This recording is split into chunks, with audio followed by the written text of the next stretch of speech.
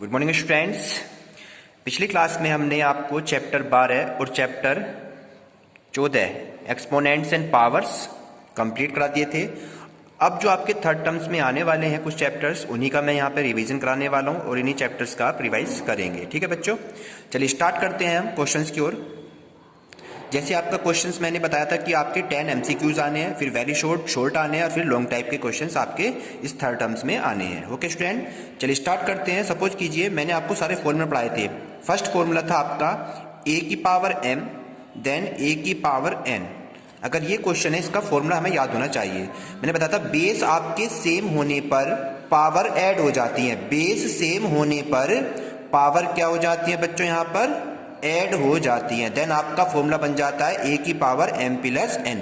तो जितने भी मैंने आपको फॉर्मूले याद करवाए थे, मैं आपको एक बार दोबारा रिवीजन करा देता हूँ। फर्स्ट फॉर्मूला आपका था a की पावर माइनस m है, तो इसे हम 1/a की पावर m लिख देते हैं।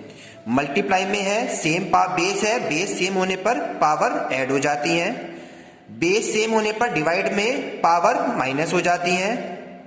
और a की पावर m की पावर n है, तो आपस में पावर मल्टीप्लाई हो जाती है, a की पावर mn हो जाती है। बेस अलग अलग होने पर पावर सेम होती है, देन आपकी बेस की मल्टीप्लाई हो जाती है और पावर 1 ही रह जाती है। सेकंड में डिवाइड में बिल्कुल सेम ऐसी प्रोसीजर है। अगर आपके बेस अलग अलग हैं और डिवाइड है और पावर सेम है, तो a की बटे b पावर m रह जाती है। किसी भी पावर का नंबर 0 होता है, देन उसकी वैल्यू क्या होती है, 1 होती है। मैंने आपको एग्जांपल में बताया था कि 100 की पावर 0, देन उसकी वैल्यू क्या होती है बच्चों, यहाँ पर 1 होती है। तो कुछ मैंने आपको रूल ये पढ़ाए थे, आज मैं कुछ इसके बेसिक चीजें आपको रिवाइज कराने वाला हूँ। चलिए स्टार्ट करते हैं। सेकेंड क्वेश्चन मैंने आपको क्या बताया, अगर किसी भी नंबर की पावर 0 है, देन उसकी वैल्यू क्या होती है, 1 होती है। अब हमसे कोई क्वेश्चन पता करते हैं कि 10 का स्क्वायर है, कह रहा दी एक्सपोनेंट इज, इसमें कितनी एक्सपोनेंट है। ओके स्टूडेंट, तो कैसे पता चलते हैं इसमें एक्सपोनेंट का, 10 की पावर 2 है ये, तो 2 आपकी पावर जो है यही इसकी एक्सपोनेंट है, तो इसमें कितनी एक्सपोनेंट होगी, 2 आंसर बन जाएगा इसका। फिर आपके पास एक क्वेश्चन है x square y square and second question है x cube then y cube. अब कह रहा है इसमें से find the common factor, find the common factor. हमें इसमें से क्या फाइंड करना है बच्चों, कॉमन फैक्टर फाइंड करना है। अब कॉमन फैक्टर कैसे फाइंड होते हैं, पहले एक्स पे आ जाइए। एक्स में यहाँ पे 2 पावर, यहाँ पे 3 पावर, तो जो आपकी मिनिमम पावर होती है उसमें से हम क्या ले लेते हैं, मिनिमम पावर को यहाँ पे लिख लेते हैं। बिल्कुल सेम एज इट इज हम यहाँ पे वाई में देखेंगे। वाई में मिनिमम पावर कितनी है, वाई स्क्वायर। देन आपका जो इसमें कॉमन फैक्टर होगा वो क्या होगा, आंसर आपका एक्स स्क्वायर वाई स्क्वायर। यही हमारा मिनिमम पावर वाला कॉमन फैक्टर बन जाता है। नेक्स्ट क्वेश्चन की ओर चलते हैं। सेकंड क्वेश्चन इसमें आता है the factorization of 12 a square b plus 15 ab square. कह रहा है इसके क्या कीजिए बच्चों, फैक्टराइज के यानी फैक्टर करिए। अब फैक्टर्स मैंने बताए थे इस कंडीशन में कैसे करते हैं, पहले दोनों नंबर्स में से आप क्या, जो दोनों आपकी ये पोजीशन फोन दे रखी है, इसमें से दोनों में से कॉमन लेंगे। क्या आ रहा है कॉमन, देखिए 3 से ये डिवाइड हो जाएगा, 3 से ये डिवाइड हो जाएगा, देन आपका फर्स्ट में 3 कॉमन ले लीजिए। अब a में आ जाइए, a में मिनिमम पावर कितनी आ रही है, a, देन a बाहर लिख लीजिए। b में मिनिमम पावर कितनी आ रही है, b आ रही है, देन b बाहर ले लीजिए, तो 3ab बाहर आ गया। अब यहाँ पे लिख लीजिए क्या, 3 4 जा 12, a बचा यहाँ पे ओनली, b हमारा कॉमन आ गया था। अब यहाँ जाइए 3 5 जा 15, a कॉमन आ गया था, 1b रह गया। देन आपका जो फैक्टराइज हुआ इसका 3ab brackets 4a plus 5b, इसका ये कॉमन फैक्टर्स बन जाता है। नेक्स्ट क्वेश्चन की ओर चलते हैं। क्वेश्चन है if x is equal to 2 then y is equal to minus का 1। x इज इक्वल टू 2 है and y is equal to minus का 1 दिया हुआ है। Then find the value of x square plus 4xy plus का 4y square. Then इसकी वैल्यू हमें फाइंड आउट करनी है। देन क्या करेंगे, x की वैल्यू यहाँ पे पुट कर देंगे 2 एंड y की वैल्यू क्या पुट कर देंगे इसमें बच्चों, यहाँ पे माइनस का 1 पुट कर देंगे। देन इस वाले एक्सपोनेंशियल सीरीज का क्या हो जाएगा, हमारे पास में आंसर निकल कर आ जाएगा। चलिए पुट करते हैं, x की जगह क्या पुट करना है, 2, ये हो गया यहाँ पे 2 का square, 4 multiply of x 2 multiply of y -1, then 4 and y minus 1 का स्क्वायर, यानी कि x की जगह पुट कर दिया 2 एंड y की जगह क्या पुट कर दिया, माइनस का 1 पुट कर दिया। 2 का स्क्वायर 4 होता है, 4 की 2 में मल्टीप्लाई, 4 2 जा 8 और 8 1 जा 8, देन माइनस प्लस माइनस हो जाते हैं। यहाँ पर आ जाइए, 1 का स्क्वायर जब करते हैं देन प्लस का 1 एंड 4 1 जा 4 हो गया, प्लस के 4 मिलकर हो गए प्लस के 8 एंड माइनस का 8 एज इट इज, 8 से 8 सब्ट्रैक्ट हो गया, देन आंसर आपका आ गया 0। तो इस तरीके से इस वाली पूरे नंबर्स का आंसर कितना है आपका 0। ठीक है बच्चों, इस तरह के क्वेश्चंस आपके आएंगे तो उन्हें इसी तरह से आप सोल्व करेंगे। नेक्स्ट क्वेश्चन की ओर चलते हैं। नेक्स्ट क्वेश्चन आपका आता है, कोई भी आपका सबसे पहले मैंने बताया था coordinates of origin. Coordinate of origin कैसे फाइंड करते हैं, कोऑर्डिनेट्स ऑफ ओरिजिन मैंने बताया था, ओरिजिन यानी कोऑर्डिनेट क्या होते हैं, X axis and Y axis, then X axis then Y axis. X अक्स एंड वाई एक्स दोनों एक दूसरे को इंटरसेक्ट कर रहे हैं, कहां पर, ओरिजिन पर। ओरिजिन पॉइंट क्या होते हैं, 0 0। हमेशा याद रखने हैं, एक्स एंड वाई एक दूसरे को इंटरसेक्ट कहां पर करते हैं, ओरिजिन पॉइंट। ओरिजिन पॉइंट होते हैं क्या, 0 0। तो हमसे क्या पूछा था, coordinate of origin point, then origin point क्या लिख देंगे बच्चों, यहाँ पे हम 0 एंड 0 पे हम क्या कर देंगे, आंसर लिख देंगे। नेक्स्ट क्वेश्चन आता आपका, यही बिल्कुल सेम नेक्स्ट वाले क्वेश्चन की बात करें अगर, X axis then Y axis. X अक्ष पे कोऑर्डिनेट आपका मिला हुआ है 3, एक्स अक्ष पर कोऑर्डिनेट है बच्चों कितना, 3 एंड वाई अक्ष पे कोऑर्डिनेट आपका है कितना, 4। वाई अक्ष पर कोऑर्डिनेट कितना है, 4 है। एक्स अक्ष पे 3 हो गया, 1 2 एंड 3, वाई पे 1 2 3 एंड 4 हो गया। अब वो कह रहा है फाइंड दी कोऑर्डिनेट, इनके पॉइंट्स ज्ञात कीजिए, कोऑर्डिनेट फाइंड कीजिए। कोऑर्डिनेट्स क्या होते हैं, पहले x आता है देन दूसरा y आता है, देन x की वैल्यू क्या है आपके पास 3 एंड y की वैल्यू कितनी है 4। तो आपके कोऑर्डिनेट ऑफ पॉइंट कितने हो गए, 3 एंड 4, ये आपका आंसर बन जाता है। x एक्सिस वाला फर्स्ट देन y एक्सिस वाला सेकंड, x एंड y वाली वैल्यू आपकी कोऑर्डिनेट पॉइंट्स कहलाते हैं। अब आपका नेक्स्ट क्वेश्चन की ओर चलते हैं। नेक्स्ट क्वेश्चन की ओर चलते हैं।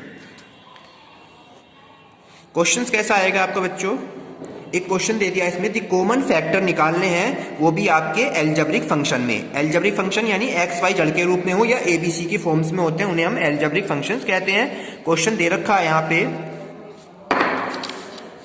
क्वेश्चन है आपका 6a³ b4 एंड c का स्क्वायर। एक क्वेश्चन तो बच्चों ये दिया हुआ है। सेकंड क्वेश्चन है आपका 21a² b एंड थर्ड दे रहा है 15a³ और फाइंड दी कॉमन फैक्टर। क्या फाइंड करना बच्चों इसमें, कॉमन फैक्टर हमें क्या करना है, फाइंड करना है। कॉमन फैक्टर हमें इनके निकालने हैं। 3 है इसमें, 3 टर्म्स हैं, 1 2 3 टर्म्स हैं और इन तीनों टर्म्स में से कॉमन फैक्टर फाइंड करना है। तो मैंने क्या बताया था, पहले नंबर्स पे आ जाइए। 6 21 15 है, तीनों नंबर्स किससे डिविजिबल है, 3 से डिविजिबल हो जाएंगे। किससे डिविजिबल होंगे बच्चों यहाँ पर, 3 से। तो 3 2 जा 6, 3 7 जा 21 एंड 3 5 जा 15। तो आपका पहले कॉमन नंबर्स आया 3।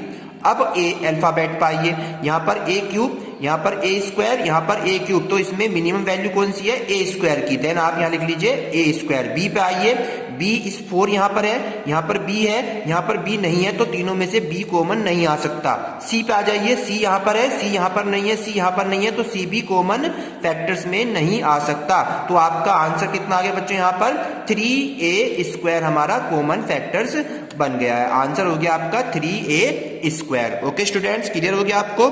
नेक्स्ट क्वेश्चन की ओर हम चलते हैं। चलिए नेक्स्ट क्वेश्चन की ओर चलेंगे हम यहाँ पे। क्वेश्चन नंबर आपका नेक्स्ट है,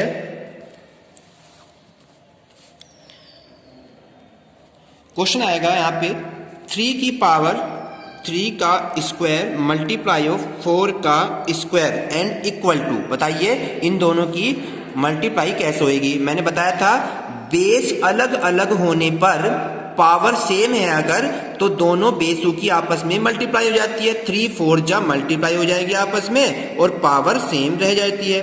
3 4 जा कितने होते हैं, 12 होते हैं और 12 का स्क्वायर, और 12 का स्क्वायर का मीन कितना है, 12 की 2 बार मल्टीप्लाई, 12 इंटू 12 और 12 12 जो कितने होते हैं बच्चों यहाँ पे 144 4, देन आपका आंसर हो गया 144।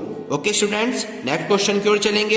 Express the following number in standard form. Standard forms मैंने आपको और यूजुअल फॉर्म, दो फॉर्म बताई थी, एक standard form than usual form. Standard forms कैसे करते हैं, सपोज कीजिए क्वेश्चन है 0.00 देन 0 देन 0 एंड 35, कह रहा है इसको स्टैंडर्ड फॉर्म में कन्वर्ट कीजिए। किसमें कन्वर्ट करना है बच्चों, स्टैंडर्ड फॉर्म में, स्टैंडर्ड फॉर्म में कन्वर्ट कीजिए। तो मैंने स्टैंडर्ड फॉर्म बताई थी कि हमें पॉइंट जो है 1 डिजिट के आगे लाना होता है। तो क्या लिखेंगे यहाँ पे 3.5, और अब कितने नंबर है यहाँ पे 1 2 3 4 5 एंड 6 नंबर है, 1 2 3 4 5 एंड 6 नंबर है। तो हमारा टेस्ट में यहाँ पॉइंट लगाया तो कितना जाएगा 10 की पावर माइनस के 5, क्यों, क्योंकि हमने एक पॉइंट के बाद यहाँ लाए। तो 1 2 3 4 5, कितने नंबर है यहाँ पे 1 2 3 4 5, 5 आगे यहाँ पे, और क्योंकि पॉइंट को हम इधर ला रहे हैं तो यहाँ पे पावर में क्या आता है, माइनस की वैल्यू आती है। और अगर यहाँ पे पॉइंट ही नहीं होता, सपोज कीजिए क्वेश्चन होता है यहाँ पे 3164500,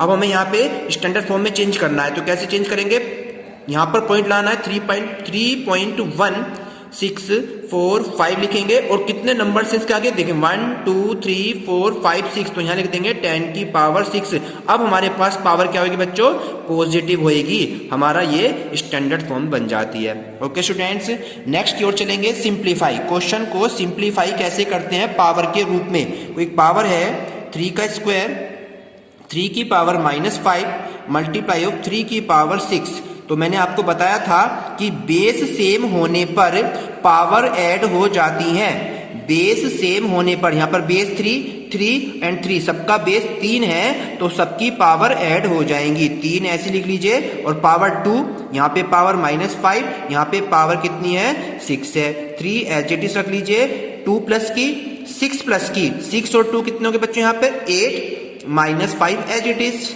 3 एज इट इज है, 8 में से 5 गया 3, और 3 3 जा 3 बार मल्टीप्लाई 3 मल्टीप्लाई 3 मल्टीप्लाई 3, तो 3 3 जा 9 और 9 3 जा 27, देन आपका आंसर कितना आ गया यहाँ पे 27। तो इस तरह से हम क्या कर लेते हैं, जब बेस सेम होता है तो पावर को ऐड कर देते हैं। इस तरह से पर क्वेश्चन सिंप्लीफाई हो जाता है। नेक्स्ट क्वेश्चन करते हैं, कॉमन फैक्टर। टर्म्स मिलेगी आपको, मैंने कई बार आपको क्वेश्चन करा दिए हैं टर्म्स वाले। क्वेश्चन है 2y देन 22xy। अब वो कहेगा आपसे कॉमन फैक्टर फाइंड कीजिए। कॉमन फैक्टर इसके बच्चों क्या करने हैं, हमें फाइंड करने हैं। अब कैसे करेंगे, मैंने बताया था दोनों में पहले नंबर्स को फाइंड करते हैं। नंबर यहाँ पे 2 है और ये 2 से डिविजिबल है, 11 2 जा, तो यहाँ पे 2 आ गया कॉमन, और यहाँ पर y है, यहाँ भी y है तो y भी कॉमन आ गया। देन आपका आंसर कितना हो गया 2y आपका आंसर आ जाता है। बिल्कुल सेम ऐसी आपका डिवीजन में है। डिवीजन में अगर आपको दे रखा है -20 x की पावर 4, इसको डिवाइड करना है 10x स्क्वायर से, तो क्या लिखते हैं डिवाइड में -20 x की पावर 4 देन 10x स्क्वायर करते हैं। अब कैसे करेंगे बच्चों, यहाँ पे 10 2 जा 20 हो गया, तो यहाँ पे 2 हो गया, और 2 पावर से 2 पावर कैंसिल, यहाँ पे आ गई 2 पावर। देन आपका आंसर कितना हो जाता है -2x स्क्वायर, ये आपका आंसर बन के आ जाता है। ओके स्टूडेंट, क्लियर हो गया आपके। नेक्स्ट क्वेश्चन की ओर चलते हैं। क्वेश्चन नंबर नेक्स्ट देखते हैं। क्वेश्चन है इवुलेट्स। ठीक है बच्चों, इसको यानी कि सिंप्लीफाई करना है। एवलेट्स का मतलब क्या होता है, सिंप्लीफाई करना। 1/2 की पावर -5 को सिंपल फॉर्म में कन्वर्ट करना है। मींस क्या है कि 1 की पावर भी है ये, और ये 2 की पावर भी है, तो 1 की पावर तो कितनी भी कर लीजिए 1 ही रहता है। दैट 2 की पावर हो गया -5। अब माइनस वाली पावर को जब ऊपर रेसिप्रोकल करेंगे देन हमारा प्लस पावर हो जाती है, और 2 की पावर 5 को हम क्या कहते हैं 2 की 5 बार multiply, then 2 multiply of 2 then multiply of 2 की 5 बार मल्टीप्लाई, 2 2 जा 4 4 2 जा 8 8 2 जा 16 16 2 जा 32, तो आपका आंसर कितना बन जाता है 32 आपका आंसर हो जाता है। नेक्स्ट क्वेश्चन की ओर चलते हैं। आपका आएगा एक्सप्रेस द यूजुअल फॉर्म। अब यहां पर हमने स्टैंडर्ड फॉर्म पढ़ा अभी, अब हम पढ़ेंगे यूजुअल फॉर्म। यूजुअल फॉर्म्स क्या होती है, स्टैंडर्ड फॉर्म जैसे बनाते हैं उसको केवल हम क्या करना है, चेंज करना है, उल्टा करना है। जैसे 3 इंटू 10 की पावर -5 है और इसको हमें यूजुअल फॉर्म में, ये स्टैंडर्ड फॉर्म में है, यूजुअल फॉर्म में कोई भी डिजिट के रूप में लिखना है। डिजिट मैंने अभी कही 3 1 6 4 इस तरह से डिजिट बनानी है। कैसे बनाएंगे पहले देखिए, 3 एज इट इज रखा, 10 की पावर -5 है, जब ये नीचे आता है तो आपका रेसिप्रोकल में प्लस का बन जाता है। 3 एज इट इज रखना है, 10 की पावर 5 का मतलब क्या होता है बच्चों यहाँ पे कि 1 लगा के 5 0 जितनी भी आपकी पावर होती है उतनी हम नीचे 1 लगा के 0 ऐड कर देते हैं। अब क्या करना है, इसको इस नंबर से 3 को डिविजिबल करना है। डिविजिबल कैसे करते हैं, जितनी भी जीरो है 1 2 3 4 5, तो 5 के बाद आपका पॉइंट आना होता है। तो क्या लिखेंगे यहाँ पे हम, 0 आगे 1 0 2 0 3 0 4 0 और 3, क्योंकि टोटल कितना अंक आने 1 2 3 4 5 के बाद, तो 1 2 3 4 5 के बाद आपकी पॉइंट, तो इसे कहते हैं बच्चों यहाँ पर usual forms. Okay students, next question की ओर चलेंगे, फैक्टर करने को आएंगे। फैक्टर कैसे करते हैं फैक्टर, क्वेश्चंस को मैंने आपको कराया था बहुत सारे। 4p² माइनस 9q² आपके इस टर्म्स के फैक्टर्स करने हैं। हमारे पास एक रूल होता है a का स्क्वायर माइनस b का स्क्वायर।